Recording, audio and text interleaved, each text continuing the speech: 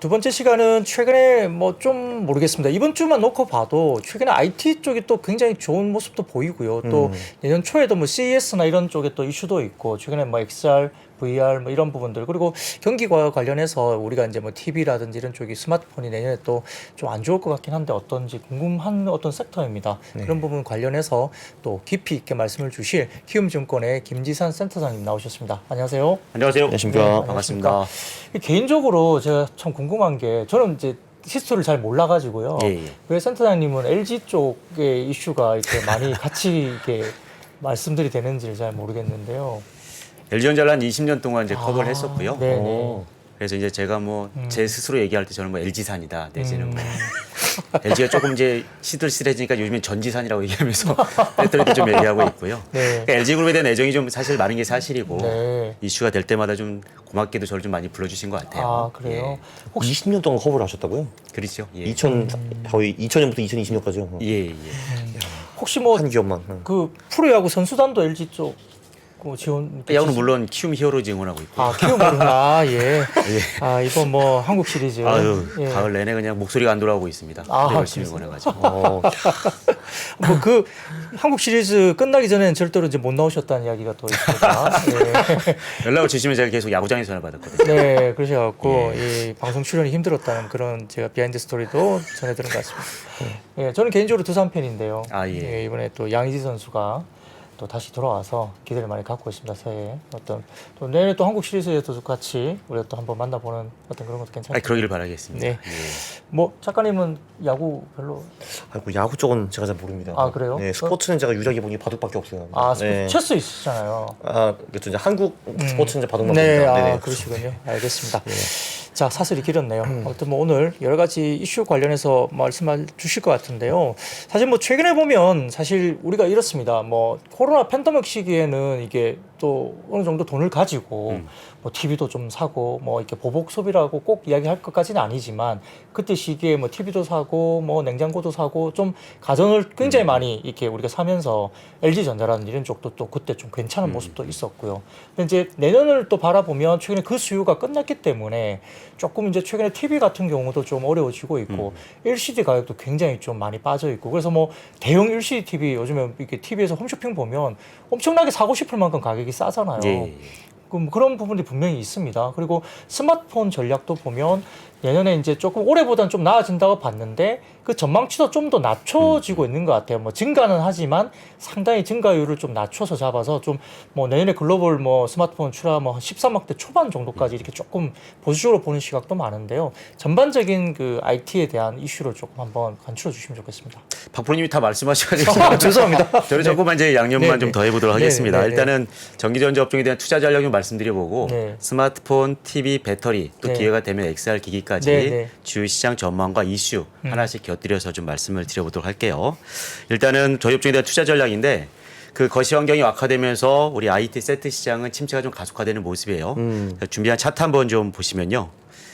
요게 이제 스마트폰, TV, 가전 주요 세트의 그 성장률을 나타내는 건데 보시는 것처럼 세트별로 4분기 연속 또는 5분기 연속 역성장하고 있고 특히 최근에 3분기 데이터를 보게 되면 역성장 폭이 더 확대되는 모습을 보이고 있습니다.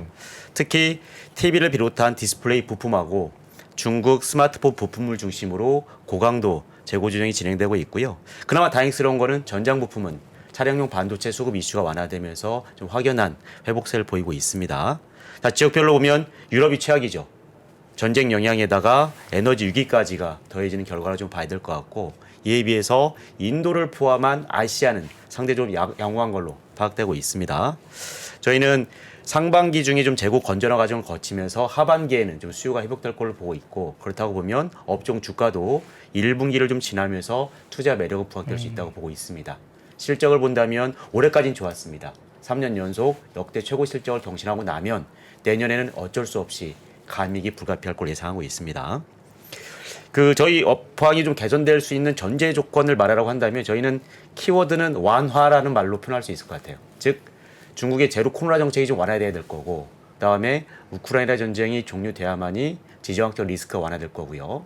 인플레이션이 완화돼야 구매력이 좀 살아날 거고 중국의 통화 정책 역시 긴축에서 완화 사이클로 좀 돌아서는 게 필요하다 이런 말씀을 좀 드리고 싶고요.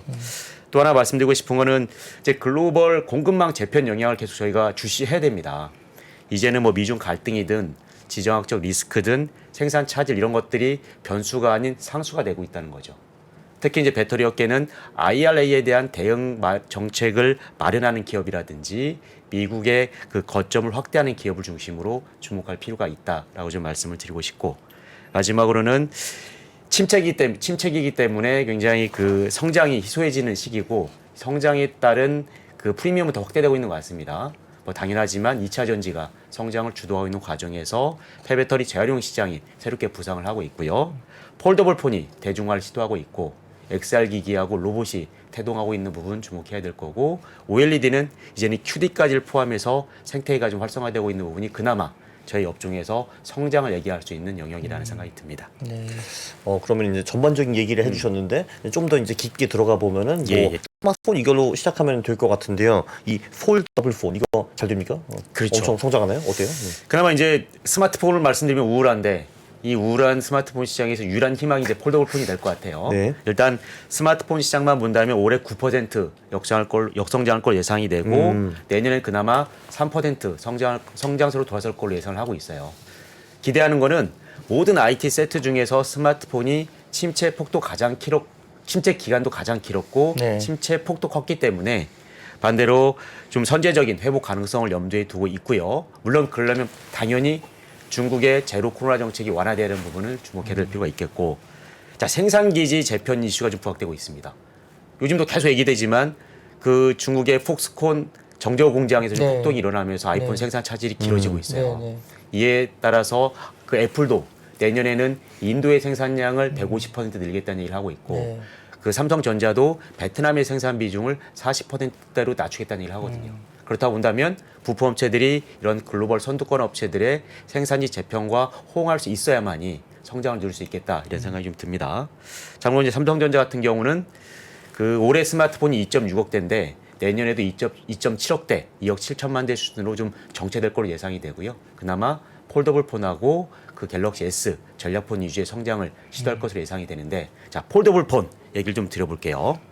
준비한 차트 한번 또 보시면 아시겠지만 뭐 삼성전자가 주도하고 있는 시장이고, 최근에 갤럭시 G4까지 성공을 거두면서 이렇게 좀 판매량이 급격하게 늘고 있습니다. 네. 그래서 폴더블 폰은 올해 1,500만 대에서 내년에는 65% 성장한 2,500만 대까지 기대할 수 있을 것 같고요. 25년까지 연평균 58% 성장할 것으로 예상이 되고, 내년에 2,500만 대 시장 수요 중에서 삼성전자가 1,800만 대로 점유율 70% 이상은 유지할 수 있을 것 같아요. 자, 다만 여전히 그 폴더블 폰이 대중화 속도가 앞당겨지려면 개선해야 될 과제들이 있습니다. 네. 이 벽돌폰 이미지를 좀 더 낮추기 위해서라도 무게하고 두께를 더 낮춰야 되는 부분이 있고요. 그 다음에 그 내구성이 좀 더 강화되는 측면이 있고, 화면의 주름 없애야 되거든요. 그런가 하면 카메라가 아직은 갤럭시 S급만큼은 못 됩니다. 네. 그리고 방열 이슈도 해결해야 되거든요. 네. 이런 해결들을 위해서 부품 쪽에서 과제라고 한다면 고성능 카메라를 얇게 만들어야 될 거고, 뭐 경량 자석과 같은 경량 소재를 써야 되고요. 이 접힐 수 있는 방열 소재까지를 써야만이 이 폴더블 쪽에 좀 더 대중화가 빨라질 수 있겠다. 네. 이런 기대를 하게 됩니다. 그 내년 3% 성장이라고 하셨는데 회사별로 어떻게 좀 전망이 좀 따로 있나요? 뭐 삼성, 애플 뭐 등등 이런 거 어떤가요? 일단은 뭐 시장이 3%라는 얘기는 글로벌 선두권 업체들이 크게 차이가 없을 걸로 좀 보여지고요. 삼성전자가 말씀드린 것처럼 2.6에서 2.7억 대로 거의 플랫한 수준으로 갈 것 같고, 그나마 애플은 애플이니까 네. 애플이 프리미엄 쪽에서 지배력이 좀 더 확대되고 있는 걸 감안하면 애플이 좀 더 그 시장 대비 아웃퍼폼할 걸로 보여지고요. 중국 업체들은 상반기까지는 힘들겠지만 하반기에는 좀 회복되는 모습 저희가 예상을 하고 있습니다. 기술적으로 조금 진짜 질문이 하나 있는데요.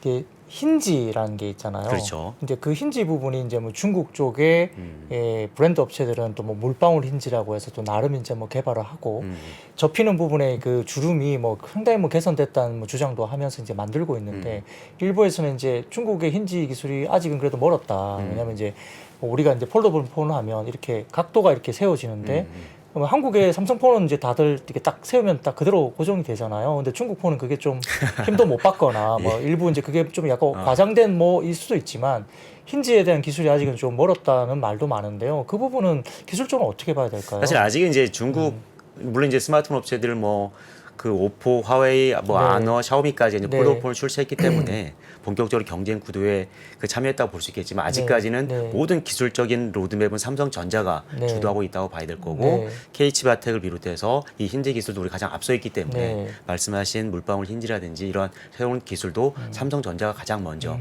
상용을 할 걸로 보이고요. 네. 물론 애플이 또 참여하면 바뀝니다. 애플은 지금 저희가 볼 때는 24년에 이제 폴더블 시장에 진입할 건데 다만 애플이 처음 출시하는 제품이 스마트폰일지 아니면 태블릿이나 노트북일지는 좀 더 지켜봐야 네. 될 것 같고 저희는 후자 쪽일 가능성이 좀 더 높다고 생각을 하고 있고요. 네. 적어도 폴더블 폰만큼은 삼성전자가 확실한 차별화 전략으로 시장을 계속 70% 이상 이끌어갈 것 같아요.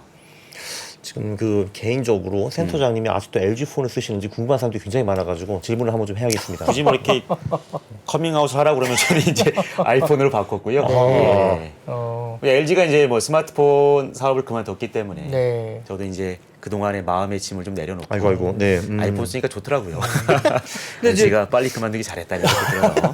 예. 그 국내 업체들이 어쨌든 삼성전자 쪽에 부품을 또 납품하고 있는 폴더블 관련된 부품사들이 꽤 있지 않습니까? 뭐 디지타이저를 공급한다든지 아니면은 이렇게 뭐 힌지를 공급하든지 예. 이런 회사들이 있는데 이런 회사들이 중국 업체에도 나가는 게 큰 문제가 없는 뭐 그런 환경인가요? 뭐 중국도 화웨이가 포함해서 마하너라든지 이런 쪽도 어쨌든 폴더블을 만들고 있는 또 국가들이기 때문에 그런 그 브랜드이기 때문에 우리 부품사 입장에서는 이 삼성만 바라보고 있다가는 나중에 또 좀 다른 환경들이 또 벌어지니까 그쪽과 관련된 매출도 좀 할 수 있는 분위기인지. 이제 대표적인 저희가 이제 폴더블 폰 네. 수의 부품을 얘기한다고 네, 한다면 네. 플렉서블 OLED가 있고 네. UTG 글라스 부분이 있고요. 네. 외장 힌지가 있고 메탈 플레이트, 뭐 RF PCB 디지타이저, 보호 필름 이런 네. 이제 부수형까지 좀 맞습니다. 말씀을 드리는데 네, 네. 핵심적인 부분에 있어서는 사실은 패널이 제일 중요하니까 네. 이제는 삼성 디스플레이가 당연히 독점 공급하고 있는 상황에서 중국 업체들이 다 공급을 하고 있습니다. 맞습니다. 거기에 따라서 UTG 글라스 부분까지는 좀 그 해외 쪽 공급이 좀 이루어지고 있는 상황이지만 그 아직까지는 삼성전자가 기술적으로 시장을 주도하고 있고 시장을 장악해가는 과정에 있어서 벤더들이 고객을 다변하기 쉽지 않아요. 그러니까 기술 유출이라는 이슈가 있기 때문에 네. 지금은 그 OLED를 제외한다고 하면 모든 부품의 생태계는 삼성전자 쪽에 종속돼 있다라고 좀 보는 게 맞을 것 같아요. 네. 근데 혹시 그 삼성전자가 좀 이미지 문제가 있다고 혹시 생각하시는 거 있으신가요? 왜냐면은 저는 사실 이런 유행에 전혀 이제 민감하지가 않은데 저는 삼성폰을 쓰고 있는데 사람들이 저한테 와가지고 너 아직도 아이폰을 안 쓴다고 하면서 뭐 저를 거의 뭐 원시인 또는 무슨 뭐 원숭이 이렇게 막 찾아보더라고요. 근데. 그래서 네 도대체 이게 뭔가 해서 좀 여쭤보려고 했습니다. 네. 사실 뭐 저도 좀 충격적인 일이 들었었는데 네. 요즘 뭐 여중에서는 이제 갤럭시를 쓰려면 이렇게 숨어서 전화한다 이런 얘기까지 들릴 정도로 물론 이제 왜곡된 측면이 있겠지만 네. 다만 이제 아이폰이 잘하는 거는 감성적인 측면에서 젊은 세대에 분명히 그 네. 호응하고 있는 측면이 있는 것 같고 네. 우리 삼성전자는 당연히 이제 우리 대한민국을 이끌어가고 있고 우리 생태계 가장 맏형이기 때문에 잘 되길 응원하는데 네. 좀 더 이 젊은 층에 소구할 수 있는 포인트들이 필요할 것 같아요. 디자인에서 좀 더 차별화도 분명히 필요해 보이고 대신 그 처음에 그 시발점은 분명히 폴더블에서 자리를 잘 잡았기 때문에 이런 젊은 층을 좀 그 고객으로 유인할 수 있는 디자인적인 부분 폼팩트의 차별화라는 부분이 좀 더 그 전략적인 측면에서 강화돼야 되지 않을까 하는 생각이 좀 드네요. 그 노트 시리즈가 이제 단종이 되고 이제 그 뒤에 이제 또 궁금한 것이 디지타이저 시장이 뭐 폴더블 쪽이라든지 이쪽에 약간 뭐 S 시리즈도 울트라 쪽은 이제 이렇게 펜슬이 들어가잖아요. 그러면서 디지타이저가 어느 정도 이제 약간 어느 정도 명맥을 그대로 갖고 온 느낌도 드는데요. 이 시장도 좀 중요한 시장이 아닐까요? 그렇죠. 네. 어쨌든 뭐 다행인 거는 노트 시리즈가 단종이 됐더라도 네. 이제는 물량면에서 그 폴더블 폰이 그 수량을 이제 그 메이크업을 해주기 때문에 네. 그 디지타이저 시장은 유지된다고 좀 볼 수 있을 것 같고요. 향후 이제 태블릿이든 노트북이든 지속적으로 이 S펜이나 디지타이저가 채택될 여지는 더 열려 있기 때문에 네. 그 시장은 여전히 유효하다고 좀 보는 게 맞을 것 면적이 같습니다. 커진다는 입장에서는 그렇죠. 조금 더 성장에 대한 기대를 할 수도 있는 건가요? 디지타이저 쪽이? 아무래도 이제 그 면적의 제곱에 비례하기 때문에 네. 당연히 뭐 태블릿이나 이런 노트북까지 채용이 확대된다고 보면 단지 그 수량의 개념이 아니라 거기에 대한 제곱으로 네. 면적 개념으로 늘어나기 때문에 네. 그 디지타이저 시장은 더 커질 수 있는 여지는 있을 것 같은데 네. 다만 조금 이제 그런 경쟁도 심하다고 이런 측면이 있어서 네. 좀 지켜봐야 될 부분이 있을 것 같습니다. 알겠습니다. 뭐 여튼 스마트폰 시장 전반적인 크기는 좀 줄어들 수 있지만 과거에 보면 이게 그 블랙베리가 스마트폰 시작하면서 시장을 열었는데 또 애플이 들어오면서 이 판이 바뀌어버리는 뭐 그런 시장도 됐으니까 향후에 또 어떤 브랜드가 또 시장을 또 다르게 또 편성할 재편할지 참 어려운 시장인 것 같아요. 예, 그런 부분이 분명히 있는 것 같습니다. 그럼 TV 쪽으로 한번 넘어가면은 TV 가 요즘 있죠. 왠지 뭐 TV가 그렇게 엄청 많이 팔릴 것 같지는 않은데 그 프리미엄 TV 전략 혹시 뭐 변화가 있나요? TV는 굉장히 어렵죠. 아마도 우리 그 팬데믹 이후에 전부 다 넷플릭스 본다고 TV 다 바꾸셨어요. 자산 가격도 많이 올랐기 때문에 여윳돈이 좀 많이 있으셨고 네네. 그러다 보니까 지금은 TV 시장은 말 그대로 팬데믹 특수가 소멸된 이후에 수요 절벽을 겪고 있다 이렇게 표현하는 게 좀 맞을 것 같은데 TV 시장을 본다면 지난해에 이어서 올해까지 연속 5%씩 역성장할 걸로 네. 보여지고 네. 일단 전망 측면에서 내년에 1% 소폭 성장할 걸로 보긴 하지만 TV 가격이 많이 빠졌기 때문에 매출액 기준 시장은 내년까지도 상당한 역성장이 좀 불가피할 걸로 생각을 하고 있습니다. 그러면 좀 주목할 만한 변화는 최근에 이제 OS를 포함한 그 플랫폼 경쟁이 좀 가속화되고 있는 건 좀 큰 변화인 것 같아요. 그래서 그 스마트 TV를 활용해서 이제 컨텐츠나 광고 수익을 네. 늘리겠다는 의도로 네. 보시면 될 것 같고 이 시장은 안드로이드가 주류이긴 하지만 삼성의 타이젠과 LG의 웹 OS가 상당한 성과를 거두고 있는 측면을 좀 주목할 필요가 있을 것 같고요. 자, OLED TV 한번 말씀드려 볼게요. 차트 한번 보시면 OLED TV는 작년이 굉장히 좋은 시절이었습니다. 네. 79% 성장한 650만 대 시장이 형성이 됐었는데 아쉽게도 올해는 작년 수준에서 좀 정체되는 그런 모습을 보이고 있어요. 그러니까 OLED TV가 일반 TV에 비해서 좀 더 부정적인 영향을 받고 있는 요인이 두 가지가 있는데 하나는 OLED TV가 유럽 판매 비중이 굉장히 높습니다. 네. 유럽의 가정이 좀 작기도 하고 그 작은 사이즈를 좀 선호하는 측면에서 OLED가 좀 맞는 것도 있겠지만 스포츠나 이런 부분에 있어서는 응답 속도가 빠른 OLED가 더 소구하는 바가 있거든요. 그래서 상반기 기준으로 보면 OLED TV의 유럽 판매 비중이 한 43% 됩니다. 그래서 유럽의 이런 수요 침체가 OLED TV에 좀 더 부정적인 영향을 네. 미치고 있다는 게 네. 하나고 두 번째는 올해 LCD 패널 가격 급락했잖아요. 그러니까 OLED TV와 LCD TV 간의 가격 격차가 더 벌어진 부분 역시 OLED TV에게는 부정적이라고 보이는 게 좀 맞을 것 같고요. 그러다 보니까 초프리미엄 TV 시장이 상당한 혼란을 겪고 있습니다. 자, 삼성전자는 QLED라고 얘기하는 미니 LED를 전면에 내세우고 있어요.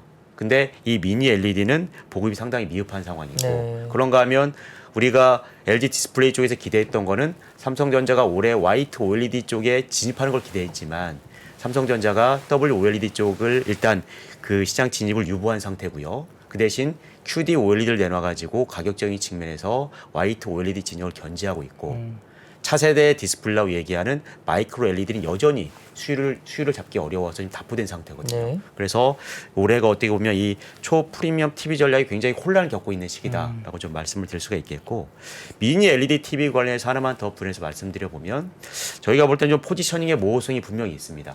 삼성은 가장 프리미엄 그 세그먼트로 미니 LED를 내놓고 있지만 사실은 미니 LED도 결국은 LCD 기반이거든요. 네. 그렇다 보면 OLED에 비했을 때는 두께라든지 명암비, 그다음에 시야각, 응답 속도 등에서 열세를 가질 수밖에 없어요. 다만 LED는 무기물이기 때문에 유기물인 OLED에 비하면 내구성이 강하다는 특징을 가지게 되고요. 이 그 미니 LED는 휘도면에서 밝기면에서 앞서고 원가가 싸다는 장점은 있거든요. 어쨌든 이 그 미니 LED가 예상보다 그 시장이 확대되지 못하면서 삼성전자 프리미엄 TV 전략도 일부 좀 차질을 겪고 있다. 이렇게 말씀을 드릴 수 있을 것 같아요.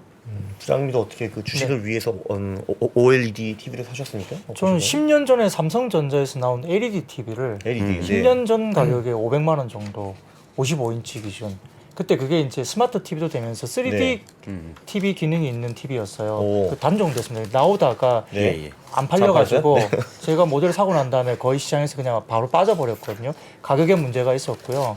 대중화되지 못했어요. 그때 이제 3D 글라스를 같이 해줘가지고 집에서 아바타 진짜 볼 수 있나 이렇게? 네, 3D 안경까지 주어져가지고 오, 안경으로 이제 TV를 봤는데 그 10년 전에 말씀하신 거 정말 그 아바타가 나오면서 영화 네. 아바타가 나오면서 맞습니다. 3D가 붐이 네. 일었고 그때 이제 3D TV라는 게 잠시 유행처럼 이제 그 보급되는 시절이 있었는데 네, 맞아요. 예. 지금 이제 아바타 2가 나왔으니까 네. 또 한 번. 네. 근데 박프님도 이제 TV 바꾸실 때가 됐죠.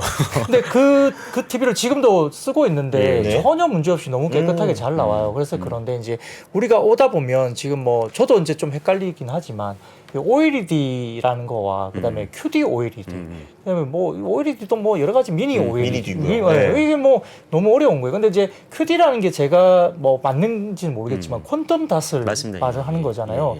콘덤 닷 기술은 애플도 상당히 좀 관심을 가졌었지만 이게 결국 LCD 기반인 것 아닌가요?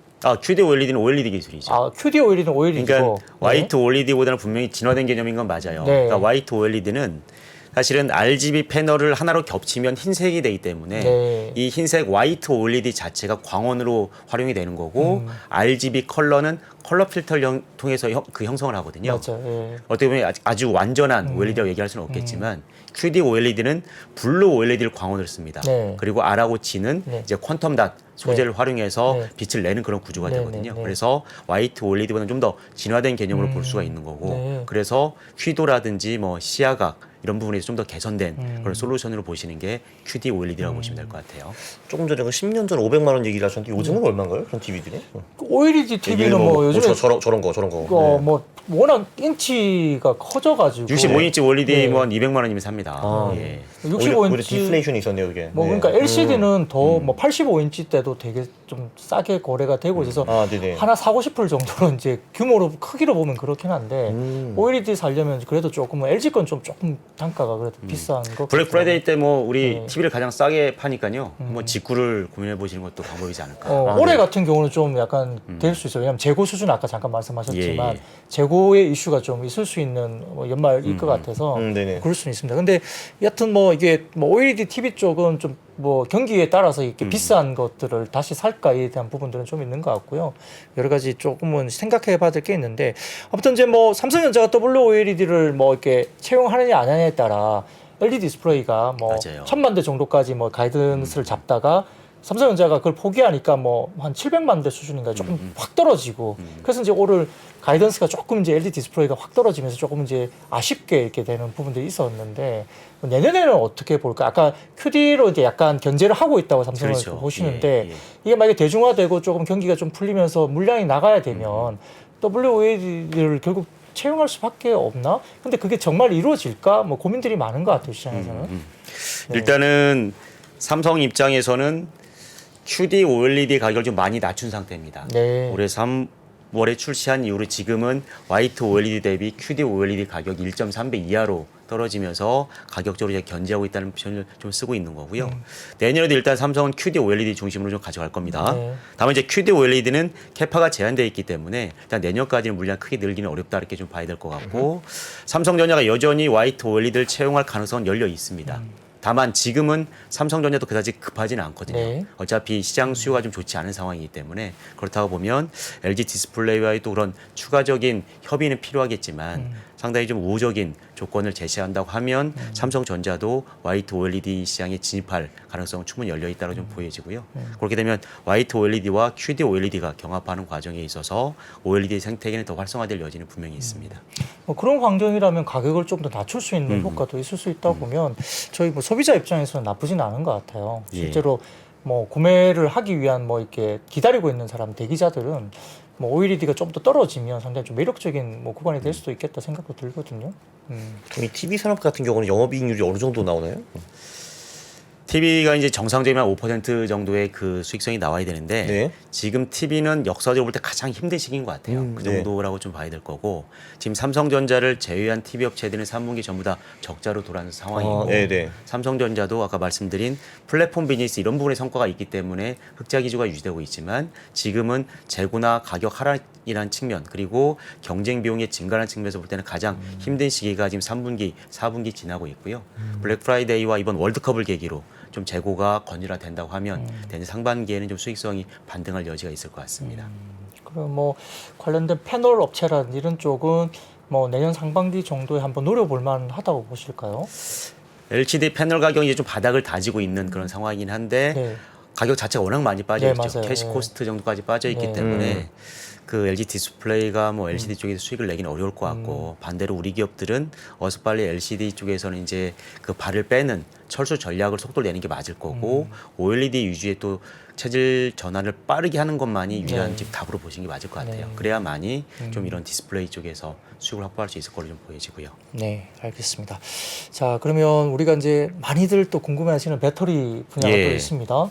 최근에 이제 배터리 업종은 뭐 사실 거의 뭐 그 주도 업종으로서의 어떤 뭐 위치를 충분히 구갈 정도로 굉장히 강했기도 했고. 근데 여기 오면 맨날 2차 전지 얘기만 듣는 것 같아요. 네, 그렇습니다. 뭐 사실 뭐 네. 주도 섹터라고 해도 과언이 아니었을 만큼 뭐 주가 퍼포먼스라는 이런 것들이 많은데 뭐 고민은 많은 것 같아요. 이 성장성에 대한 부분들은 여전히 뭐 우리가 누구도 부인할 수 없는 부분인데 이제 밸류에이션 부분들이 부담스럽다. 근데 일부에서는 뭐 3, 4년치를 다 당겨와서 뭐 계산하면 뭐 어떻다 이런 논리를 펴기도 합니다. 어떻게 보세요? 배터리 업종에 관련된 밸류에이션 부분에 대한 부분들은요? 일단은 뭐 서두에서 말씀을 드렸지만 침체기이기 때문에 성장이 더욱 목마른 구간으로 보여지고 네. 네.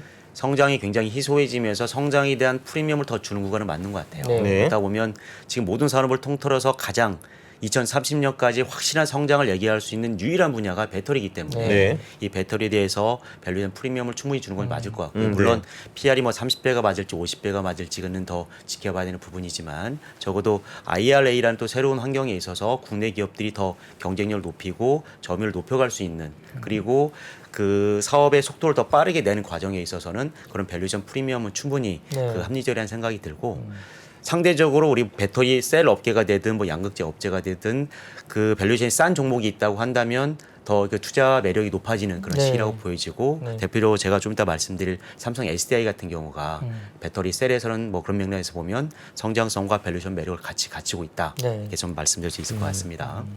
그러면은 그 세 개사가 있는데 그럼 하나하나씩 말씀해 주시면 괜찮을 것 같은데요. LG, SK 그리고 삼성. 시장부터 좀 말씀을 드리고요. 네. 사실은 이제 LG 엔소라고 SK 오늘 제가 직접 커버하지는 않고 저는 네. 삼성 SDI 위주로 좀 보고 있기 때문에 아무래도 SDI 위주로 좀 더 말씀을 네. 좀 드려보도록 하고요. 네. 배터리는 사실 말씀드릴 때 굉장히 기분이 좋죠.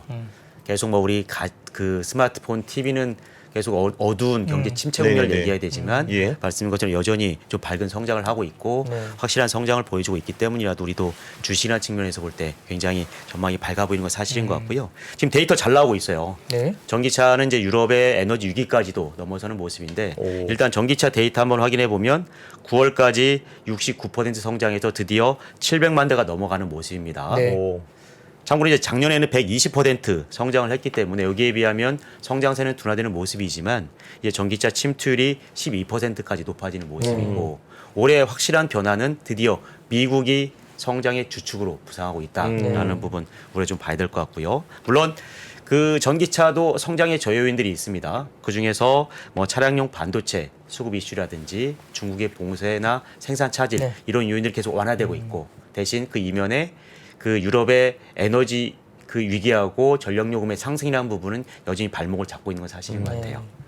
자, 우리 전기차 뭐 많은 얘기가 있었겠지만 브랜드별로 본다면 최근에 중국 시장이 워낙 좋기 때문이라도 BYD가 네. 테슬라를 제치고 1위로 부상한 게 큰 이슈가 좀 오, 되고 네, 있고 그나마 우리의 희망적인 거는 중국 외 지역에서는 지금 현대 기아가 2위를 지금 시도하고 네. 있는 부분 네. 역시 네. 우리에게는 희망적인 요인일 것 같습니다. 자, 이제 배터리로 좀 시야를 좁혀본다고 하면 배터리도 여전히 시장 전망 좋습니다. 올해 51% 성장하고요. 오. 내년에 41% 추가 네. 성장이 되고 2030년까지 연평균 32% 성장이 됩니다.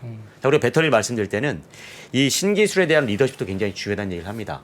캐파가 많은 것만 중요한 게 아니라 네. 향후의 로드맵을 누가 주도하냐가 중요한 거잖아요. 지금 당장 원형에서는 좀 대구경으로 커진 네. 46파이 네. 원형 전지가 이제 대중화를 시도하고 있고 그런가 하면 이 그 볼륨 세그먼트 전기차 시장이 앞으로 계속 커질 건데 거기에는 지금은 LFP가 좀 주도하고 있지만 네, 네. 여기에 맞서는 진영은 이 코발트를 없애고 망간을 집어넣은 솔루션들이 있습니다. 그게 이제 NMX라고 얘기하거든요. 네. 그래서 NMX와 수정된 LFP 간의 그런 경쟁이 본격화되는 부분 역시 주목할 필요가 있겠고 우리가 이제 구조 측면에서 본다면 배터리에서 이제 모듈을 빼면 셀 투 팩이라고 표현하고요. 네, 맞습니다. 팩까지 없애면 셀 투 셰시가 되잖아요. 네. 이 기술도 이제 상용화가 시작이 되면서 앞으로 팩 가격이 크게 떨어지는 그런 요인들이 될 겁니다. 다행스러운 거는 이러한 그 신기술 리더십에 있어서 우리 기업들이 상당히 좀 앞서가고 있다는 말씀을 드리고 뭐 말이 나온 김에 우리 4대 소재의 기술 방향 크게 변한 건 없습니다. 네. 양극재는 역시 하이 니켈과 코발트 프리 망간 함유 쪽으로 가고 있는 네. 거고요. 음극재는 급속 충전이 중요하니까 네. 인조 흑연에다가 실리콘을 섞어 쓰는 방향으로 가고 있고 브리막은 무조건 세라믹 코팅이고요. 네. 그다음에 전해질은 차세대 특수염으로 가고 있고 우리 전지박 얇고 넓게 만들고 많이 감아야 됩니다. 네. 네. 극박, 광폭, 장척 기술이 중요하다 이런 표현을 쓰고 있고요. 도전제는 탄소 나노튜브를 섞어가지고 네. 성능을 개선시키고 있고 이제 차세대 배터리라고 얘기하는 전고체 전지는 2030년부터 본격적으로 시장이 커질 건데 역시 황화물계가 주를 이룰 거다. 네. 이렇게 되면 앞으로의 그 배터리의 발전 방향에 대해서 짧지만 압축적으로 다 말씀을 드린 것 같고요. 그러면 배터리 시장이 2030년까지 연평균 32% 성장이라고 하셨는데 그럼 규모가 10배가 된다는 거네요. 지금 그렇죠, 비교해서. 그렇죠. 오. 그래서 PR 30배나 50배도 그렇죠. 물론 많이, 뭐 얼마나 예, 많이 현가하느냐가 된다. 예, 관건이겠지만 네. 가능할 수 있다고 보는 거고요. 최근에 실제- 예, 예. 맞습니다. 뭐 최근에 이슈는 또 이게 있습니다. 중국의 BYD가 뭐 가격 인상을 최근에 발표를 했잖아요. 근데 사실 테슬라는 중국에서 가격을 내리는 정책을 쓰면서 내년에는 중국이 보조금이 사라지는데 그렇죠. BYD가 가격을 올린다는 게 이게 그래도 우리한테는 상당히 좀 가슴을 좀 이렇게 너무 너무 우려하지 않을 정도의 좀 긍정적이지 않냐 이런 분석도 있습니다. 왜냐하면 테슬라가 가격을 내려버리니까 전체적으로 셀 가격도 그러면 하락 압박을 받지 않을까? 그만큼 또 안 팔리는 거 아닌가라는 생각인데 BYD가 올려버리니까 테슬라하고 가격 차이를 굉장히 좀 좁히면서 일부 모델은 거의 뭐 이렇게 하위 트림은 거의 비슷한 가격까지 내려온다 그러고 상위 트림은 17% 정도밖에는 테슬라하고의 가격이 차이가 안 난다 그래요. BYD가 올려버리면. 그러니까 테슬라가 오히려 가성비가 좋은 차가 돼버리는 그런 환경이 중국에 생기다 보니까 이게 BYD 입장에서는 굉장히 좀 수요에 대한 강력한 어떤 자신감이 아닌가 뭐 이런 말도 도는데요. 그렇지만 지금은 사실 네. 중국이 워낙 그 성장률이 좋고 네. 중국 위주로 좀 생태계가 정리되는 모습이 보이긴 하지만 네. 다만 앞으로는 시장이 바뀐다고 말씀드리는 거는 네. 미국은 이제 IRA를 중심으로 이제 그 본격적으로 중국 견제에 들어간 건 네. 사실인 거고요. 중국도 말씀 잘해주셨는데 보조금은 올해로 소멸되게 돼 있습니다. 내년부터는 이제 보조금이 네. 중단되기 때문이라도 거기에 따른 선행 수요가 올해까지 집중되는 측면이 있고 물론 중국 정부도 이 전기차 구매세가 10% 정도는 되는데 이것도 올해 말에 끝나야 되는데 이거는 1년 더 유예한 건 있습니다. 네. 그래서 여전히 지속적인 그 수요 창출도 의지를 보이고 있지만 중국이 좀 보조금이 끝난다고 보면 앞으로는 말 그대로 철저하게 원가와 성능 싸움으로 변질될 측면이 있는 거고 그렇게 되면 중국보다는 미국을 중심으로 높은 성장세가 나올 건데 거기에 IRA라는 굉장히 중요한 장치가 마련되고 있는 거고 이 기회를 우리 배터리 3사가 가장 공격적으로 누릴 수가 있기 때문에 네. 국내 배터리 업계의 성장성은 매우 높을 거로 저는 기대하고 있는 거죠.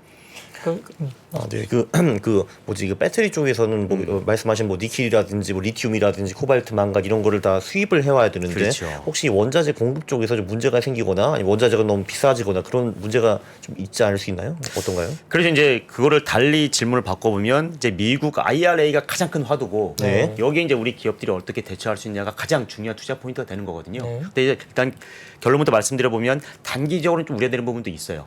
왜냐하면 당장 내년부터 이게 수정 없이 그 법안이 시행된다고 팔기가 보면 어려워. 테슬라나 지행 같은 네. 미국산 전기차들이 수혜를 많이 누리게 되는 그런 네. 측면이 네. 있습니다. 다만 좀 멀리 본다고 보면 분명히 우리 배터리 업체들한테는 가장 중요한 기회 요인이 될 거라는 거고 우리가 이 IR에 대해서 주도적으로 대응할 수 있는 유일한 기업들이 한국 업체들이라고 보시면 될 것 같아요. 네. 즉 미국의 합작 법인을 통해서 생산 거점을 계속 확대해가고 있고 부품이나 소재단의 동반 지출을 통해서 현지화할 수 있는 능력을 가지고 있는 유일한 국가 기업들이 한국 네. 기업들이다라고 좀 말씀을 드리고 싶고요. 그래서 한번 우리 IRA 법안 내용 한번 우리 표 한번 보여주시기를 바랍니다. 네. 네. 워낙 이제 뭐 많이 알려져가지고 내용은 다 알고 계실 거라고 생각이 드는데 다만 여기서 이제 광물 조건과 부품 조건을 충족을 시켜야 됩니다. 네. 네. 아유, 어이. 맞습니다. 예, 예. 크게 그랬을 때 이제 광물 조건에서의 변수는 알았어. 예. 사실 뭐 내년에 40% 내후년에 50% 맞출 수 있어요. 그러나 25년 이후에 60% 이상의 비중을 맞추는 건 굉장히 사실은 네, 그럴 것 그 같아요. 어려운 목표일 네. 수 있는 부분이고 네. 특히 문제가 되는 건 코발트입니다. 네. 코발트는 현재 뭐 재련과 정련이 거의 대부분 중국에서 이루어지고 있기 때문에 네. 중국산을 배제하고 60% 이상 맞추는 거는 우리 기업들뿐만 아니라 전 세계 모든 업체들이 가지고 있는 과제다라고 일단 네. 봐야 될 것 같고요. 저 어떻게요? 그게 뭐 수정돼야죠. 수정돼야죠. 아, 코스트 네. 때문에 그런 건가요? 코스트? 인건비나 뭐 코스트 때문에 그런 것도 중국이- 있고 네. 생태계 자체가 지금 네. 정년 재련 업체들이 전부 다 중국에 형성돼 있고 코발트가 다 거기서 이루어지고 있어요. 그런 거 이제 부품 쪽은 그나마 좀 맞추기가 수월한 부분이 업체별로 현지 생산 체계를 가동하는 시점부터 충족이 가능한 부분이 있기 네. 때문에 지금 LG 엔솔, SK온, SDI 전부 다 준비하고 있지만 이 합작법인의 완공 시점을 좀 앞당기는 그런 노력을 좀 보여줄 거라고 생각이 들고요. 참고로 이제 우리는 그 K 배터리의 미국 본토 상륙 작전이 빨라지고 있다 이렇게 네. 좀 표현하고 싶은데 잘 알려진 것처럼 LG 에너지 솔루션이 가장 공격적이고 네. 이미 LG 에너지 솔루션이 발표한 계획은 미국에서만 255기가와트아워의 생산 능력을 갖춰가겠다는 거거든요. 현재 LG 엔솔이 대략 140기가와트가 좀 안 됩니다. 네. 지금보다 2배 가까운 캐파를 북미 내에 마련하겠다. 그걸 위해서 GM과의 합작법인뿐만 아니라 스텔란티스 그리고 혼다와의 합작법인 계획까지 발표를 했습니다. 네. 그리고 SK온은 포드와의 그런 전략적 파트너십이 맺어져 있죠. 합작법인 3개를 짓겠다고 하고 있고 드디어 삼성 SDI도 속도를 내고 있습니다. 제일 보수적인 회사였잖아요. 그렇죠. 네. 뒤에서 한번 또 포인트를 말씀드리겠지만 네. 전략의 변화가 보이고 있어요. 지금까지 뭐 스텔란티스밖에 없었지만 최근에 언론의 보도가 좀 조심스럽게 나오고 있는데 GM하고의 합작법인 그리고 볼보와의 합작법인까지도 거론되고 있습니다. 그렇다 보면 이제는 삼성 SDI도 그 미국 내에서 입지를 확대하고 IRA에도 대표적인 수혜 기업으로 거듭날 수 있는 네. 기회가 될 것 같습니다. 뭐 관련해서 뭐 미국 쪽에 관련된 부분들이 최근에 약간 다른 이야기긴 하지만 장비 발주도 이제 조금은 늦어지다가 이제 하반기 들면서 최근에 조금 장비 업체들도 이렇게 수주 관련된 공시가 꽤 많이 듬성듬성 이렇게 예. 나옵니다. 장비 발주가 좀 본격화되는 건가요? 그렇죠. 그러니까 네. 지금까지 그런 그 생산 능력 증설은 주로 폴란드, 헝가리 이런 유럽 중심으로 이루어졌다 네, 본다면 네. 이제 발주가 나오는 것들은 전부 다 북미 시장을 겨냥한 것들이고 실제로 이 IRA가 어떻게 좀 수정안이 나올지는 지켜봐야 되겠지만 네. 만약에 수정안이 없다라는 전제를 본다면 어쨌든 최대한 빨리 우리 기업들은 미국에서 배터리 생산을 시작해야 되는 거고요. 이 발주와 그 공장 건설 완공까지 그런 스케줄 타임라인을 최대한 좀 압축적으로 네. 진행할 필요성이 있기 때문이라도 향후에 그 배터리 업체들이 북미를 중심으로 좀 투자를 확대하고 속도를 좀 빨리 하는 그런 행보들을 저희가 읽을 수 있을 것 같고 장비 업체들 역시 네. 큰 수혜가 기대가 되는 부분이죠. 그럼 뭐 상비 업체들이 최근에 뭐 크게 움직이지는 않았기 때문에 발주가 이제 좀 본격화되는 구간이라면 진짜 장비 업체들도 좀 눈여겨 많이 봐야 되겠군요. 그렇습니다. 그렇습니다. 일단 뭐 배터리까지 좀 말씀을 드렸고요. 시간이 네. 조금 좀 되는 것 같으니까 네. 최근에 또 우리 시장에 관심이 많은 XR 기기 네. 쪽도 네. 잠깐 좀 말씀을 드려볼게요. 사실 우리 IT의 역사는 딱 하나밖에 없습니다. 애플이 시장에 참여하기 전과 후 딱 네. 하나로 네. 구분할 수가 있는 게 사실이죠. 네. 예. 자, XR 기기도 지금까지는 메타가 되게 좀 힘겹게 끌고 가고 있는 시장이지만 맞아요. 이제 내년부터 분명히 시장이 바뀝니다. 네. 일단 그 XR 기기 시장을 보면 지난해 대략 한 1,100만 대 시장이었고 네.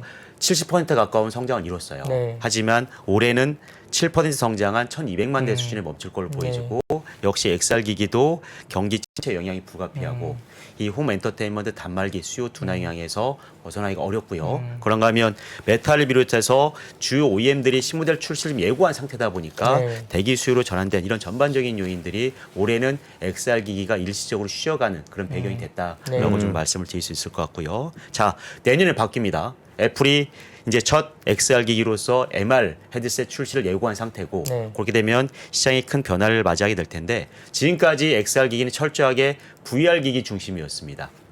다 메타의 헤드셋이 전부 다 VR이거든요. 네. 자, 그러나 애플이 출시하는 거는 AR에 가까운 MR 혼합 현실을 구현하겠다는 거. 요거는 이제 AR 기기로 분류가 되거든요. 네. 그래서 이제는 시장의 중심축이 AR 기기가 좀 빠르게 확산되는 계기 역시 애플을 계기로 만들어질 수 있겠다는 생각이 좀 들고요.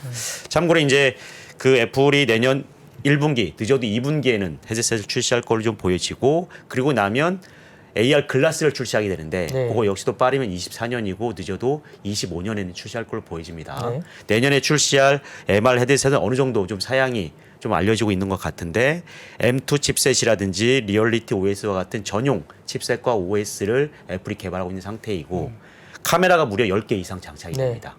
그리고 마이크로 OLED 디스플레이 같은 가장 그 앞선 기술이 적용이 되기 때문에 그 최고가 전략을 좀 예고하고 있는 상태고요. 다만 가격이 관건인 건 사실이죠. 네. 2,000달러가 넘어갑니다. 그러니까요. 200만이 넘는 걸 좀 차고 네. 있다는 게 상당히 좀 네. 부담이 될 텐데. 근데 지금 저는 이거를 한 번도 안 해가지고 상상도 안 갔는데 그걸 딱 차면 뭘 할 수 있습니까? 이거 딱 가지고 일단 우리가 뭐 흔히 얘기하는 뭐 메타버스라는 게 이제 구현하는 그런 가장 핵심적인 매개체가 좀 될 건데 지금까지는 이제 가상현실이기 때문에 말 그대로 뭐 게임이라든지 가상현실을 구현하는 실감하는 이제 그런 그 매개체였다고 한다면 애플은 이제 혼합현실을 통해서 AR 기기로 할 거거든요. 그렇다고 하면 가상과 현실을 결합한 그런 형태로서 이제 구현하게 될 거예요. 매트릭스 나오는 거고요.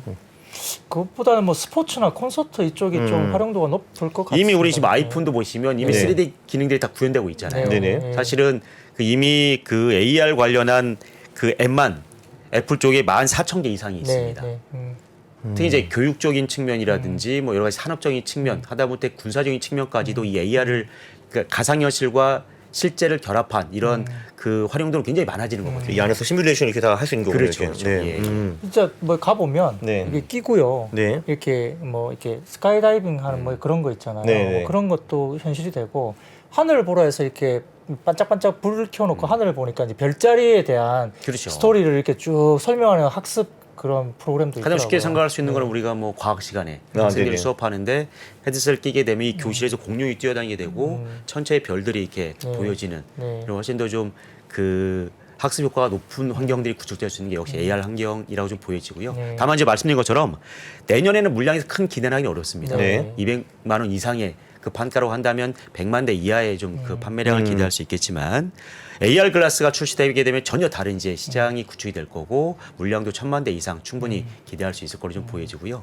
우리 쪽에서 본다고 하면 이 AR을 구현하려면 3D 센싱이 가장 중요한 부분이기 때문에 네. 3D 센싱 모듈을 중심으로 하는 광학 솔루션 중심으로 수혜가 많이 있을 걸로 보여지고 역시 애플의 깐부인 LG 노텍이 좀 수혜를 많이 누리지 않을까. XR 기기 쪽도 금일 이렇게 뭐 좀 나무가나 얘기해볼게요. 이런 종목들도 오늘 뭐 어제 오늘인가요? 조금 뭐 보이기도 했고 뭐 네. 그런 건데 기존의 VR은 LCD가 주로 채용이 됐었나요? 그렇죠. 예. 근데 이제 이렇게 넘어가면 OLED 시장이 결국은 이제 중심이 마이크로 OLED를 한다는 거거든요. 네, 그러니까 네, 네. 그 VR 헤드셋 해보시면 왜 안 하는 이유 중에 하나 되게 어지러워요. 이게 왜냐면 네. 해상도가 떨어지기 네. 때문인 거고 네. LCD는 분명 한계를 가지는 거거든요. 네. 해상도가 높아지게 되면 훨씬 더 그 고화질을 구현하면서 이런 어지러움증도 없어지고 몰입감이 커지기 때문에 마이크로 OLED 쪽으로 더 진화하는 그런 방향이 예고되고 있는 상황이고 그 시장에서 우리가 리포트를 보면 올레도스라는 게 나와요. 그게 같은 겁니다. 네, OLED on 실리콘 예, 이렇게 해서 예. 그게 그 부분인가요? 마이크로 OLED라고 보시면 돼요. 예, 예. 그게 뭐 유리 기판에 이제 실리콘 실리콘 웨이퍼로. 기판에서 맞습니다. 예. 근데 왜 그렇게 하는 거죠? 무게 때문인가요? 뭐 만드는 뭐 그게 있나요? 이제 반도체 웨이퍼 공정을 접목하겠다는 거거든요. 네. 아무래도 그렇게 되면 양산성이라든지 성능 면에서 더 좋아지는 측면이 있기 때문에 수율 문제는 또 그게 그걸 또 극복을 오래- 해야 되죠, 사실은. 예. 예, 그러니까 해상도도 뭐 10K 정도까지 뭐 이번에 뭐 애플도 나오는 것 같은데 또 뭐 그런 기술과 관련된 OLED 뭐 장비라든지 이쪽도 상당히 좀 최근에 종목으로서는 주목을 또 많이 받고 있으니까 이게 너무 어려워요. 기술을 이렇게 다 우리가 자세는 몰라도 그때 어느 정도 알아야지 이렇게 갈 수 있어서 올레도스가 뭐야 뭐 이런 것들이 있기 때문에 예. 부장님이 이제 주식을 위해서 한번 이제 사보시고 네. 저는 이제 좀 빌려 쓰고 이게 어떻겠습니까? 그 기계를 네네. 뭐 제가 좀 사서 한번 또 빌려드리겠습니다. 됐다. 네. 근데 컨텐츠가 또 중요한데 뭐 소니 같은 경우도 이렇게 컨텐츠를 굉장히 좀 보강하면서 또 그 시장을 뛰어드는 후발주자로서의 또 강력한 또 경쟁자로 또 이야기도 많이 되고 있어서 뭐 우리가 이제 아까 잠깐 언급해 주셨지만 한 네. 1,100만 대로 하면 네. 폴더블 시장이잖아요. 예. 사이즈로 보면 그죠. 예. 그래서 적지 않은 시장이기 때문에 이게 무시할 수 없고 또 내년 초에는 CES나 이런 쪽에 로봇이나 뭐 VR, XR, MR 이쪽이 굉장히 화두가 될 가능성이 있어서 맞습니다. 시장에 좀 관심을 또 많이 받고 있는 것 같습니다. 그 종목. 한국 기업 중에서는 그럼 LG 이노텍 말고는 뭐 딴 게 이쪽에 관련된 종목들이 좀 있나요? 어떤가요? XR 기기 쪽이요. 네. 일단은 뭐 디스플레이까지 확대된다고 한다면 그 당연히 뭐 LG 디스플레이를 포함한 OLED 생태계까지 좀 광의의 수혜 기업으로 볼 텐데 일단은 광학 솔루션 위주로 좀 보시는 게 맞겠다는 생각이고요. 네. 애플 쪽은 LG 노텍이겠지만 반대로 또 삼성전자도 준비하고 있고 이쪽은 삼성전기를 비롯한 기존의 네. 광학 솔루션 생태계들 다 기대할 수 있기 때문에 네. 이런 카메라 모듈 업체들, 3D 센싱 모듈 업체들은 전반적으로 다 수혜를 볼 수 있을 것 같아요. 뭐 LG 노트이 최근에 약간 아이폰의 출하량 이슈 때문에 약간 좀 주춤하고 있는데 맞습니다. 결국 성장성은 충분히 있어서 장기로 본다면 좀 긍정적으로 정말 봐도 되는 걸로 뭐 우리가 해석할 수 있습니까?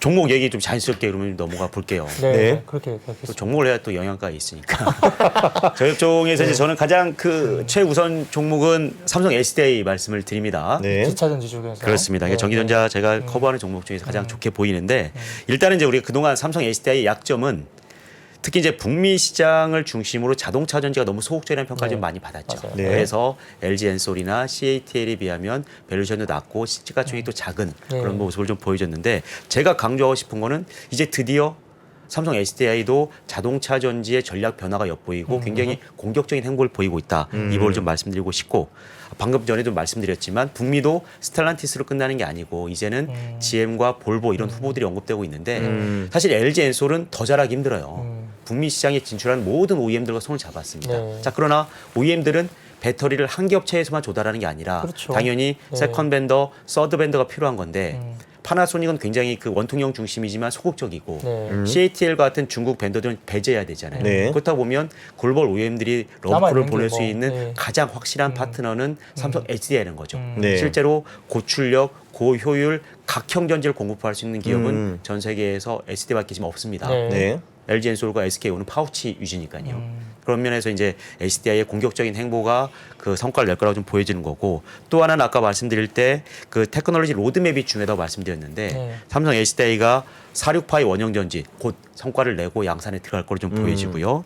코발트가 없는 NMX 솔루션 역시 24년부터 이제 LFP 쪽과 본격적인 네. 경쟁에 들어갈 예정으로 있고 지금은 젠5 5세대 네. 배터리인데요. 젠6 배터리 이미 개발 네. 진행되고 거의, 있습니다. 네. 니켈 함량 91%까지 되고 용량도 뭐 10% 이상 늘어난 솔루션이 될 텐데 북미 시장 공량이 1000병은 이 젠6 배터리가 맡게 됩니다. 그리고 전고체 역시 황화물계 중심으로 가장 앞선 행보를 보이고 있어요. 이러한 그 차세대 로드맵에서의 행보까지를 감안한다면 분명히 밸류에이션 재평가는 필요하다라고 생각이 들고 뭐 올해 내년 기준 PR이 뭐 20배 좀 남는 남짓 네. 수준이기 때문에 배터리 업체 중에서 가장 싼 건 사실이죠. 네. 저희가 볼 때 경쟁력은 업계 최고 수준인 걸 감안하면 LG 에너지 솔루션의 시가총액이 130조. 이 중에 한 절반 정도만 주면 고맙지 않을까 생각이 들고요. 지금 SDI 시가총액이 50조 정도니까 상당히 65까지 갈 수 있겠네요. 그 정도는 좀 네. 조심스럽지만 기대해 볼 수 있을 것 같고 이러한 네. 공격적인 전략의 변화라는 게 뭐 내년 1분기까지 가는 과정에 있어서 어느 정도 시장과 좀 그 시장에서 공론화될 수 있는 계기가 마련되지 않을까 생각이 들고요. 그다음 차 선호주는 이제 LG 이노텍을 말씀을 드려요. 네. 사실 뭐 세상에 가장 쓸데없는 걱정 중에 하나가 애플에 대한 걱정이잖아요. 네. 물론 뭐 정저우 공정은 사실 걱정스러운 건 사실인데 네. 애플은 애플이고 여전히 프리미엄 시장에서 지배력이 강화되면서 아이폰 14도 경기 영향을 받고 있기는 하지만 네. 프로 시리즈만큼은 시장 반응이 상당히 좋습니다. 그래서 프로 시리즈 비중이 아이폰 13에서는 47%였지만 이 14으로 가면서 60%까지 네. 넘어가거든요. 네. 근데 LG노텍 입장에서는 이 프로 시리즈가 잘 팔리면 절대적으로 유리해요. 그러니까 달리 말하면 프로 시리즈에 들어가는 그 카메라 모듈과 3D 센싱 모듈을 거의 주도적으로 공급하고 네, 있다라고 네. 보시면 되고 메인 카메라 역시 4,800만 화소로 사양이 고도화되면서 판가가 많이 올라갔거든요. 그래서 프로 시리즈가 잘 팔리기 때문에 LG노텍 실적은 여전히 좋을 수밖에 없다라고 말씀을 드리고요. 올해 역대급 실적을 냈지만 내년에 더 좋습니다. 과학 솔루션이 더 좋아질 수 있는 근거는 뭐냐면 내년에 아이폰 그 이전에 15에서는 카메라가 또 바뀝니다. 네. 소위 잔망경 카메라로 폴리드 얘기하는 줌이라는, 폴리드 줌 네. 카메라가 채택이 되면 판가도 올라가지만 이런 테크 마이그레이션 구간에서 항상 LG노텍의 점유율이 확 올라갑니다. 샤프가 대응이 잘 안 되거든요. 네. 그런 부분 역시 추가로 실적이 좋아질 여지가 있을 거고 그 다음에 그 올해 전면 카메라를 처음 공급했는데 5천억 매출인데 내년에 1조까지 늘어날 여지가 있을 거고요. 말씀드린 것처럼 애플의 첫 XR 기기가 출시되니까 여기에도 금액은 많지 않더라도 이노텍이 주도적으로 공급할 걸 감안하면 역시 과학 솔루션 주도로 내년에도 안정적인 이익 성장이 기대가 되니까 최근에는 애플 관련한 노이즈 때문에 주가가 좀 쉬고 있지만 네. 내년까지의 그런 지속적인 성장 가능성을 감안하면 밸류에이션 매우 싸다. LG노텍은 그 주가 조정은 분명히 네. 매수 기회로 삼는 게 맞겠다 이런 생각이 들고요. 나머지 종목들은 지금 타이밍은 아니더라도 분명히 좀 그 내년에 상반기 중에 봐야 될 포인트들이 있습니다. LG전자는 TV가 너무 힘들지만 네. 그래도 자동차 부품이 확실하게 턴어라운드 됐고 내년 가속화될 거라는 건 분명히 네. 중요한 포인트가 될 겁니다. 네. 삼성전기는 무조건 MLCC고 무조건 중국 스마트폰이에요. 네. 중국 춘절을 경과하면서 어느 정도 중국 모바일 수요가 좀 살아난다. 내지는 중국에서 드디어 제로 코로나 정책을 완화한다라는 네. 얘기가 들리면 네, 네. 삼성전기 바로 사야 되죠. 그런 포인트를 좀 봐주시고 요즘에 또 시장에서 굉장히 핫한 게 LS 계열사예요. LS하고 LS 일렉트릭. 제가 둘 다 커버를 하고 있는데 LS도 구조적으로 바뀐 거는 동재련, 이제 지금은 M&M으로 이름을 바꿨습니다. 네. 동재련을 이제 100% 자회사로 편입을 했고 그러면서 그 황산 니켈과 같은 그 배터리 소재 사업의 속도를 가속화할 겁니다. 그리고 또 하나는 앞으로 이제 해상 풍력 많이 확산되는데 네, 네. 해상 풍력에서 가장 달라지는 거는 해저 케이블이거든요. 맞아요. 네. 이 해저 케이블을 아시아에서는 거의 독보적으로 하고 있는 게 지금 LS 전선이기 때문에 해저 케이블 모멘텀까지 봐준다고 하면 최근에 이제 그 LS M&M의 편입 효과만 가지고도 이익은 내년에 큰 폭으로 늘 텐데 네. 주가는 여전히 재평가가 덜 됐다는 생각을 하고 있습니다. 그런 맥락에서 보면 LS 여전히 매력적으로 보이고요. LS 일렉트릭 아까도 뭐 전 시간에 좀 말씀을 하던데 지금 경기 침체기에 있어서 좋게 볼 수 있는 수요는 없지만 그나마 전력 에너지 위기 때문에 그 전력망 인프라 네. 관련한 투자는 계속 늘어날 겁니다. 네, 네. 그게 이제 신재생으로 집중되는 측면도 있는 거고요. 그렇다고 보면 전력 인프라가 확대되는 과정에 있어서 LS 일렉트릭이 지금 역대 최고의 수주 잔고를 보유하고 있기 때문에 역시 내년에 좋은 실적 기대할 수 있을 것 같아요.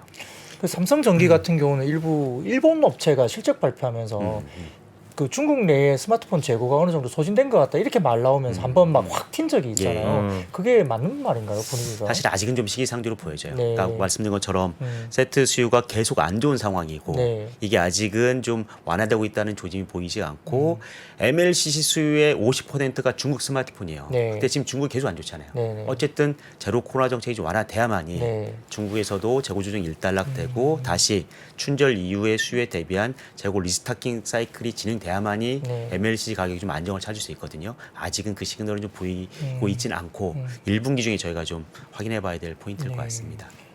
지금 그 삼성 SDI 같은 경우는 이제 올해 이제 매출 예상이 2조고 내년에 2.5조 그리고 다음 해가 3조 이렇게 되고 그리고 이제 순이익은 그 올해가 2조 다음 해가 2.3조 그다음에 2.6조 이렇게 되는데 그 정도 어떻게 현실적이라고 보시나요? 어떻게 보세요 지금? 매출이 20조. 그렇죠. 아, 저 20, 25, 30입니다. 예, 예, 죄송합니다. 예. 네네. 충분히 가능성이 있죠. 물론 저는 조금 이제 그것보다는 보수를 보고 있지만 네네. 적어도 이제 자동차 전지가 시장 평균이 30%를 말씀드렸는데 네. SDI는 그걸 좀 아웃퍼폼하는 그런 성장세 예상된다고 보면 그 중대형 전지만 매년 40% 정도의 매출 성장 가능하고 소형 전지도 사실 원형 전지가 들어가 있고 원형 전지가 사륙파이 그 폼팩터를 말씀드렸지만 네, 네. 계속 원형 전지도 전기차 쪽에서 성장이 이루어지고 있거든요. 그렇다 보면 소형 전지도 상당히 높은 성장세를 보일 수 있기 때문에 전체적으로 보면 매년 뭐 20% 내외의 그런 매출 성장은 충분히 가능하다고 보여지고 네. 그러면서 그 배터리도 분명히 고도화가 되고 있습니다. 네. SDI가 3분기 때 깜짝 놀라게 해준 거는 배터리의 점유율이 이제는 배터리 이익률이 10%를 넘어가게 됐고 업계 최고 수준의 수익성을 내고 있거든요. 네. 그만큼 이제 그 자동차 전지는 젠5 배터리 비중이 늘어나면서 고도화되고 있는 측면이 있고 네. ESS는 삼성 SDI가 제일 잘합니다. 음. 최근에 뭐 가정용이라든지 UPS용 맞아요. 고부가 제품 비중이 늘어나면서 ESS 역시 수익성이 개선된 측면이 있고 원형 그 소형 전지는 사실 이제 그 파우치 전지를 계속 정체돼 있지만 네. 원형 전지가 워낙 좋아서라도 원형 전지가 수익성 개선을 이끌고 있고 소형 전지 역시 역사적 최고 수준의 수익성을 내고 있기 때문에 매출이 이렇게 계속적으로 늘어난다고 보면 전지의 수익성 역시 이와 그 동반해서 계속적으로 개선될 여지가 있는 것이죠. 네. 두 가지가 좀 궁금한 게 있어요. 뭐 그 원통형 사료판 이게 그게 뭐냐면 뭐 SDI가 뭐 그러니까 테슬라 쪽으로도 들어갈 수가 있다고 하는 루머들이 돌았다 뭐 이런 게 있는데요.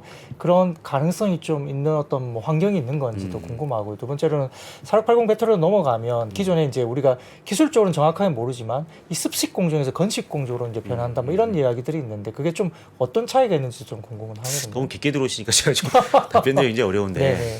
저도 뭐 경영학과를 전공했기 때문에 네. 기술적 잘 몰라요 사실은. 네, 네. 근데 어쨌든 테슬라와 관련해서는 계속 열려 있다고 좀 보시는 게 네. 맞을 것 같고 네. 물론 테슬라 쪽에 사륙파이는 뭐 LG 엔소니 이런 쪽에서 좀 더 기존의 네. 그 공급 체계에서 대응할 가능성이 높다고 좀 보여지는데 그 4680이라는 폼팩터를 가장 먼저 채용하기로 발표한 게 테슬라니까 네, 네. 테슬라가 시장을 이끈다고 좀 보여지고 또 반대로 그 SDI는 테슬라한테는 공급하고 있지는 않지만 네. 원형 전지에서 가장 앞선 기술력을 보유하고 있는 게 삼성 SDI입니다. 네. 소위 뭐 21700 그 폼팩터를 중심으로 네. 그러니까 SDI는 지금까지는 왜 EV 쪽이 상대적으로 원형 전지가 소극적이었냐?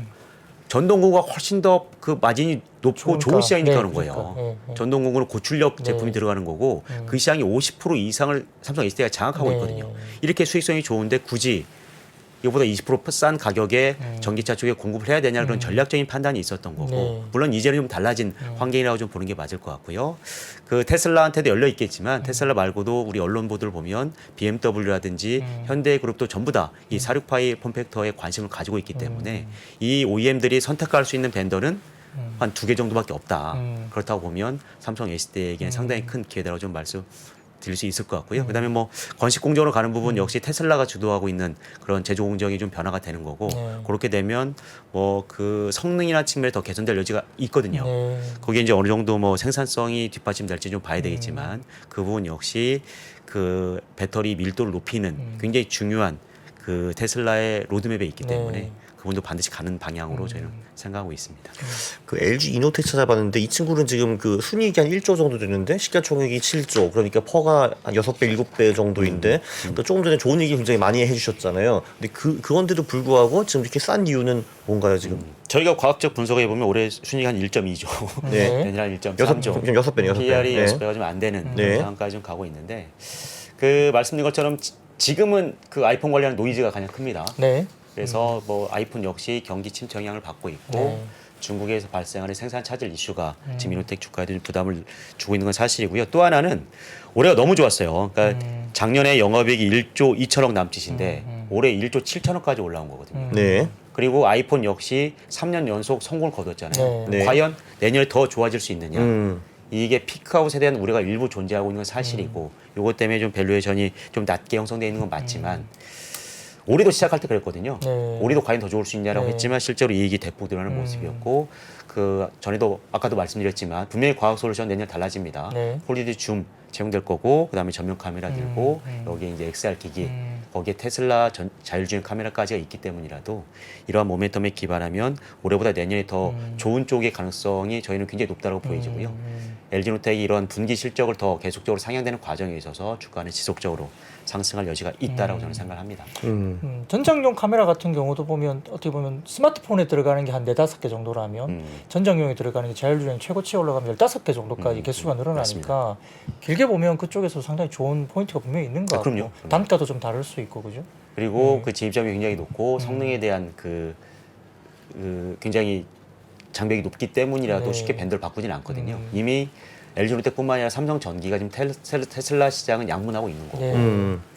우리가 뭐 늘 뭐 얘기는 하지만 애플카가 또 시장에 출연한다고 본다고 하면 거기에 대한 상당한 부품은 또 LG 그룹에서 공급할 가능성이 높기 때문에 LG노텍에는 자율주행 카메라 관련해서도 상당한 성장 기회가 열려 있다라고 말씀을 드릴 수 있을 것 같아요. 시장에서 이야기하는 폴리드 줌 있잖아요. 예. LG노텍이 하겠지만 한때는 삼성전기가 애플 쪽에 폴리드 줌을 할 수도 있다는 이야기도 예, 한번 예. 돈 적이 있는 것 같아요. 뭐 어떻게 보시나요? 아무리 쥐어짜도 45분이 안 되네요. 네. 예. 40분 왜냐면 40분. 폴리드 줌은 사실 이제 원적 특허를 삼성이 가지고 있는 게 맞아요. 전자, 그러니까. 전기가 가지고 예, 있고 예, 이스라엘의 뭐 예. 코어포토닉스를 인수하면서 네. 기술을 가져갔던 부분이고 네. 애플도 이제 폴리드 줌 채용함에 있어서 이런 특허 이슈가 있기 때문에 네. 삼성 쪽을 채용한다는 얘기가 있었지만 여전히 이제 그런 과학 솔루션 관련해서는 그 삼성 전기를 쓰기엔 좀 부담을 느끼고 있고 삼성전자의 네. 자회사고 메인 벤더니까요. 네. 그래서 그 이노텍과의 파트너십을 계속 유지하는 방향으로 갈 걸로 보여지고 그래서 이제 애플이 선택한 방향은 이미 다 시장에서 알려져 있지만 자화전자의 네. 그런 기술을 채용하는 걸로 해서 그 OIS는 자화전자 걸 네. 가져다가 네. LG노텍이 조립해서 공급하는 형태로서 폴리드 줌이 채택될 걸로 예상을 합니다. 근데 그 기술이 채택되면 이제 뒤쪽에 나오는 튀어나온 부분들이 좀 많이 없어지죠. 개선이- 기가 없어지고. 그러니까 뭐 모델로 더 어떤 이상 그 외형 부분도 인덕션 같지는 않겠죠. 그렇죠. 상당히 좀 개선이 되기 때문에 상당히 좀 그게 되면 또 애플이 더 예뻐 보일 수도 맞습니다. 있는 상대적으로. 그래서 이노텍이 내년에 더 좋을 수 있다는 얘기를 하는 거죠. 네, 엄청 이노텍 관련해서 굉장히 좀 강하게 긍정적인 모습을 좀 밸류에이션은 많이 훨씬 보여주네요. 싸거든요. 그거는 뭐 누구도 부정할 수 없고. 그렇죠. 네. 근데 이제 항상 이제 시장이 말하는 거는 이제 그 참 지겨운 그 피크아웃 그 단어가 결국은 짓누르고 있는 거고 또 중국이 최근에 약간 그 이 폭스콘 관련된 공장에 여러 가지 뭐 진압과 관련된 여러 가지 영상도 좀 그렇게 썩 좋은 영상은 아니잖아요. 그러니까 뭐 그쪽에서 일부 이제 외신에서는 뭐 4분기에 지금 출하를 못할 수 있다 뭐 이런 외신이 오늘 뉴스가 또 뜨더라고요. 그러니까 그럼 뭐 결국은 출하를 못하면 못 팔지 이렇게 생각을 하는 거죠. 그러니까 그런 부분들이 있는 것 같습니다. 네. 예, 뭐 오늘 아주 뭐 IT 전체적으로 TV, 스마트폰, 뭐 여러 가지 VR, XR 기기까지 전방위적으로 뭐 짧은 기간이지만 또 많은 말씀을 해주셨기 때문에 재밌는 분인데 오늘 엄청 진지하심 이런 댓글이 달리는데 좀 재밌게 해드리고 싶어도 시장이 힘든 게 있고요. 네. 제가 하나 저기 오는 길에 손흥민 굿즈 하나 제가 얻은 게 있습니다. 보여줄까요? 네. 똑같지 않습니까? 네. 화이팅입니다. 네. 화이팅입니다. 웃음을 드릴 게 없어서. 멋있네요. 네, 아 왠지 순간적으로 모르는데 잘 안 보이네요. 순간적으로 배트맨이신 줄 알았습니다. 아무튼 뭐 늘 이렇게 유쾌하게 또 우리가 시장을 또 바라보시면서 이렇게 설명해 주셔서 너무 오늘 감사합니다. 맞아요. 전 개인적으로 이렇게 뵙고 말씀을 이렇게 나눈 건 좀 사실 처음입니다. 아, 진짜요? 처음이고 네. 샤니스도 너무 이렇게 좋은 말씀도 하시고 재밌는 분으로 또 뭐 깊이 있게 또 어떤 섹터에 대해서도 물론 잘 하시고요. 그래서 그런 말씀을 들었는데 역시 시간 가는 줄 어떻게 모르겠어요. 이런저런 말씀을 하다 보니까 정말 시간이 후딱 간 것 같습니다. 또 불러주시면 언제든지 나와서 근데 한 시간 동안 진짜 엄청 많은 말씀드리겠습니다. 거 배운 것 같아요. 네, 뭐, 리기 산업 한 방에. 그렇죠. 예. 섹터별로 많은 이야기들을 했습니다. 그렇기 때문에 다시 한번 또 저희 컨텐츠가 올라가면 한번 더 보시더라도 재밌는 이야기들이 있을 것 같습니다. 뭐 재미보다는 조금 우리가 진지하게 했지만 배울 게 많았던 시간이었습니다. 그럼요. 예. 네, 자 오늘 이렇게 깊이 있는 말씀을 해주신 키움증권의 김지산 센터장님 감사합니다. 고맙습니다. 감사합니다. 보시면 이제 여기 다이어리가 떡상내드. 다이어리가 들어 있습니다. 작년에 다이어리를 출시해 여러분과 함께 모은 다이어리 판매금을 청소년의 자립을 지원하는 데 전액 기부했었는데요. 올해도 2023년 다이어리와 함께 따뜻한 연말을 만들어 보려 합니다. 3프로TV 다이어리와 2023년의 시작을 이웃과 함께 나눠보시기 바랍니다. 자세한 구매 방법은 영상 하단 댓글을 확인해 주십시오.